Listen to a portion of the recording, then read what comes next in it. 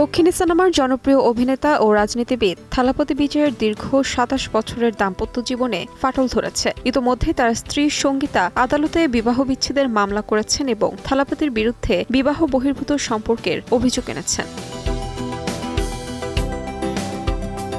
তার এই অভিযোগেই উঠে এসেছে এক অভিনেত্রীর সঙ্গে বিজয়ের পরক্রিয়ার মতো বিষয়। সামাজিক মাধ্যমে এখন ভক্তদের একটাই প্রশ্ন, কে সে অভিনেত্রী? নেটিজেনদের অনেকেই বলছেন তিনি আর কেউ নন, দক্ষিণী চলচ্চিত্রের জনপ্রিয় অভিনেত্রী তৃষা কৃষাণ। গুঞ্জন রয়েছে ২০২১ সাল থেকেই নাকি বিজয় ও তৃষার মধ্যে ঘনিষ্ঠ সম্পর্ক তৈরি হয়, যদিও এই বিষয়ে দুপক্ষের কেউই আনুষ্ঠানিকভাবে মুখ খোলেননি। একসময় বড় পর্দায় সুপারহিট জুটি ছিলেন তারা। ২০০৪ সালে গিল্লি সিনেমাতে প্রথম একসঙ্গে দেখা যায় তাদের। সেই সময় থেকে তাদের সম্পর্ক নিয়ে গুঞ্জন শুরু হয়েছিল। তখন অবশ্য বিজয় ও তৃষা দুজনেই তা অস্বীকার করেছিলেন।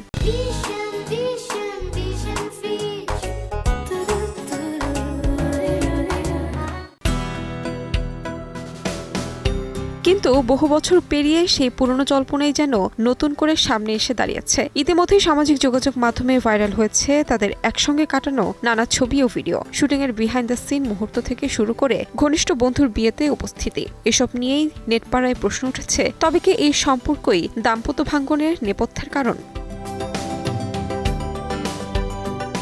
তাহমিনা তন্নি, সময় সংবাদ।